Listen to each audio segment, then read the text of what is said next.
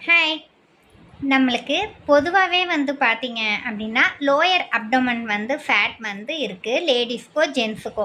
நம்ம எல்லாமே வந்து பசிக்காக தான் வந்து உணவு வந்து போடுறோம். அது வந்து என்ன அப்படின்னா நம்ம செல்களுக்கு வந்து தேவையான உணவு. அது எப்பயுமே வந்து பார்த்தீங்க அப்படின்னா செல்கள் வந்து கொஞ்சம் வந்து பசியாகவே தான் வந்து இருக்கும். நம்ம அந்த டயத்தில் வந்து என்ன பண்ணுறோம் அப்படின்னா அதிகமாக வந்து கார்போஹைட்ரேட் வந்து உணவுகள் வந்து எடுத்துக்கிறோம். நம்ம நார்மலாகவே 3 வேளை நல்லாவே சாப்பிடுவோம். நம்ம அதில் கார்போஹைட்ரேட் வந்து உணவு மாவுச்சத்துக்கள்லாம் வந்து அதிகமாக வந்து எடுத்துக்கிறோம். இட்லி, தோசை, மதியம் பார்த்தீங்க அப்படின்னா நம்ம ரைஸு அதெல்லாம் நம்ம வந்து உணவு வந்து எடுத்துக்கும்போது பார்த்தீங்க அப்படின்னா, நம்ம செல்ஸில் வந்து போதுமான சத்துக்களை வந்து எடுத்துட்டு மீதி என்னவா கொழுப்பா வந்து கன்வெர்ட் வந்து ஆயிடுது. ஓகேங்களா?